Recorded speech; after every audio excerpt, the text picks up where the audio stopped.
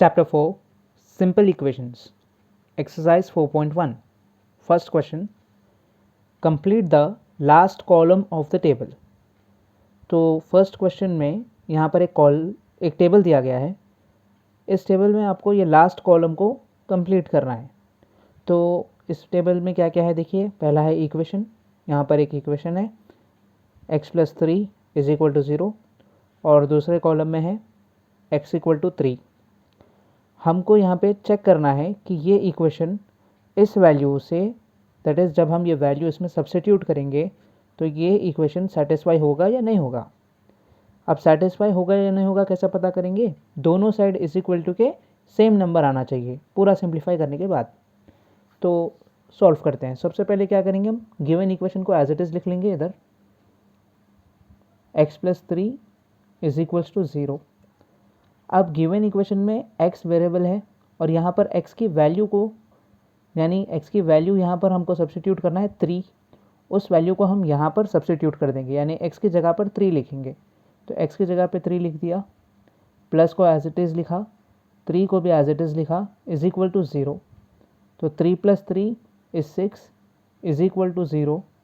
तो अब ऑब्जर्व करिए, यहाँ पर 6 है, यहाँ पे 0 है. तो 6 की वैल्यू 0 से इक्वल नहीं हो सकती, इसीलिए ये इक्वेशन सेटिस्फाई नहीं हुआ. तो ब्रैकेट में यहाँ पर लिख दीजिए no. Next second bit, x+3 = 0. यहाँ पर इक्वेशन सेम है लेकिन उसकी जो वैल्यू है वो अलग है. x = 0. तो यहाँ पर x की जगह पर हमको 0 सब्स्टिट्यूट करके चेक करना है. यहाँ पर भी सेम मेथड. पहले हम इक्वेशन को एज इट इज़ लिख लेंगे, दैट इज़ x+3 = 0 और x की जगह पे 0 सब्स्टिट्यूट कर देंगे. तो क्या होगा, 0 + 3 = 0. 0 + 3 is 3 इज इक्वल टू 0. अब यहाँ पर 3 = 0 हमको लास्ट में आया है, जो फॉल्स है, गलत है. इसी वजह से ये इक्वेशन यहाँ पर सेटिस्फाई नहीं हुआ है. Next third bit.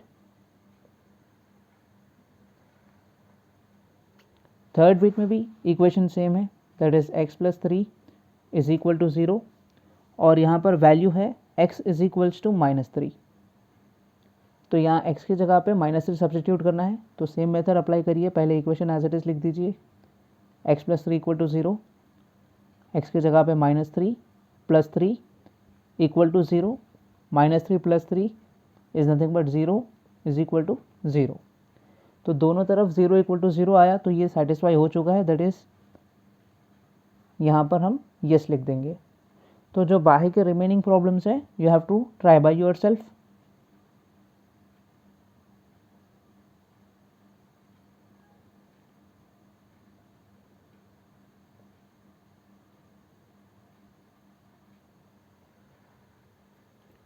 Second question, check whether the value given in the brackets is a solution to the given equation or not. तो यहाँ पर एक इक्वेशन के साथ एक वैल्यू दी गई है ब्रैकेट में. अब हमको चेक करना है कि ये जो वैल्यू है ब्रैकेट में, ये वैल्यू इस गिवन इक्वेशन का सल्यूशन है या नहीं. तो अब सल्यूशन है या नहीं कैसा पता चलेगा. सेम मेथड जो हमने यहाँ पर अप्लाई किया था, जो गिवन वैल्यू होती है उसको इस इक्वेशन में, यानी गिवन इक्वेशन में सब्स्टिट्यूट किया जाएगा, सिंप्लीफाई किया जाएगा, और अगर दोनों तरफ आंसर सेम आया तब ये गिवन वैल्यू गिवन इक्वेशन का सल्यूशन होगी. So let us solve. तो सबसे पहले लिख लेंगे हम गिवन इक्वेशन. तो गिवन इक्वेशन क्या है, n+5 = 19. अब यहाँ पर n की जगह क्या सब्स्टिट्यूट करना है हमको, दैट इज़ 1. n = 1. तो यहाँ लिखेंगे इफ़ n = 1, दिस इम्प्लाइज. अब इस इक्वेशन में n की जगह पे हम 1 सब्स्टिट्यूट कर रहे हैं. क्यों कर रहे हैं, क्योंकि वो गिवन वैल्यू है क्वेश्चन में. तो n की जगह पे 1, बाकी का पूरा इक्वेशन एज इट इज़ लिख दीजिए. 1 + 5 = 19. अब देखिए 1 + 5 = 19 इज़ 6 = 19. अब इससे हमको ये पता चला कि 6 और 19 दो अलग अलग नंबर्स हैं और LHS RHS से इक्वल नहीं है. LHS is not equal to RHS। तो इसी वजह से therefore n is equal to 1, that is given value is not a solution of जो given equation है वो n plus 5 is equals to 19. Now B bit, let us write the given equation.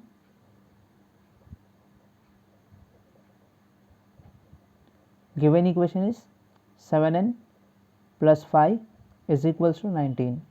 अब यहाँ पर n की value क्या है, -2, जो हमको सब्सटीट्यूट करनी है। तो लिखो if n is equals to -2, this implies क्या होगा, n की जगह पे -2 लिखिए, 7 यहाँ पर n है तो into -2 plus 5 as it is equals to 19। अब यहाँ पे +7 into -2, plus into minus is minus, 14 plus 5 is equals to 19। तो -14 plus 5 is nothing but -9 is equals to 19। अब ये दो नंबर्स अलग अलग है, इसी वजह से LHS is not equal to RHS, therefore n is equals to -2 is not a solution of 7n plus 5 is equals to 19. That's it.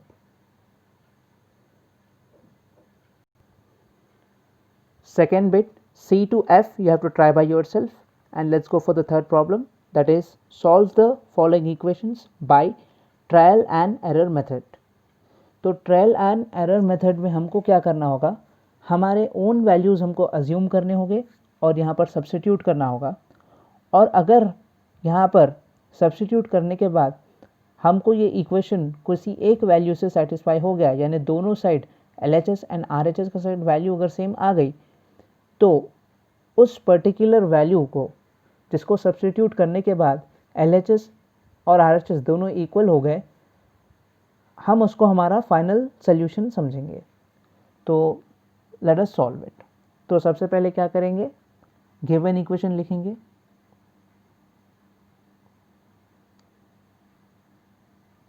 Given equation is 5p + 2 is equal to 17। तो यह है हमारा गिवन इक्वेशन। तो अब यहाँ पर p की जगह पर हमको वैल्यूज़ अलग अलग सब्स्टिट्यूट करने हैं, जब तक सब्स्टिट्यूट करने हैं जब तक हमको दोनों तरफ सेम आंसर ना आए। तो सबसे पहले हम सब्स्टिट्यूट करेंगे if p is equals to 1। तो अगर p की वैल्यू 1 होगी तो क्या होगा, इक्वेशन लिख लीजिए पहले, 5p + 2 इज इक्वल टू 17। तो इस इक्वेशन में p की जगह पे हमको 1 सब्स्टिट्यूट करना है, सब्स्टिट्यूट यानी लिखना है। तो 5p is nothing but 5 into p, तो इसी वजह से यहाँ पर भी 5 into 1 + 2 is equal to 17। 5 1s are 5 plus 2 is equal to 17। 5 + 2 is 7 is equal to 17। तो अब यहाँ पर 7 इज इक्वल टू 17 होगा। तो ये जो है स्टेटमेंट या इक्वेशन ये फॉल्स है, क्योंकि 7 और 17 दोनों अलग नंबर्स हैं। इसी वजह से p is equal to 1 satisfy नहीं कर रहा है इस इक्वेशन को। तो यहाँ पर हम लिख देंगे LHS is not equal to RHS। उसके बाद नेक्स्ट वैल्यू देखिए, हमने p is equals to 1 substitute किया था। नेक्स्ट हम ट्राई करेंगे if p is equals to 2। तो इक्वेशन लिख दीजिए 5p + 2 इज इक्वल टू 17। तो 5 p की जगह पे 2 + 2 is equal to 17। 5 2s are 10 + 2 is equal to 17। 10 + 2 is 12 equal to 17। Observe करिए यहाँ पर भी दोनों नंबर सेम नहीं है, तो हम यहाँ करके क्या करेंगे, LHS is not equal to RHS। अब हम नेक्स्ट वैल्यू पे जाएंगे, that is nothing but next value को हम कंसिडर करेंगे एंड सब्स्टिट्यूट कर देंगे। तो नेक्स्ट वैल्यू क्या है, पहले हमने 1 सब्स्टिट्यूट किया, फिर 2 सब्स्टिट्यूट किया, अब हम यहाँ पर 3 सब्स्टिट्यूट करेंगे। If P is equals to 3। तो अब इसका आंसर क्या होगा, देखिए पहले इक्वेशन लिख लीजिए 5P + 2 इज इक्वल्स टू 17। अब P की जगह पे 3 सब्सटीट्यूट करना है, तो 5 × 3 + 2 इज इक्वल्स टू 17। उसके बाद 5 3 ज़ा 15 + 2 is equals to 17। 15 + 2 is 17 is equals to 17। अब 17 इक्वल टू 17 यानी यहाँ पे दोनों वैल्यूज़ मैच हो गए, LHS और RHS, तो हमारा सोल्यूशन यहाँ पे कंप्लीट होगा, that is LHS is equals to RHS। ये यहाँ पर नीचे लिख दीजिए देयरफॉर का conclusion step, therefore P is equals to 3।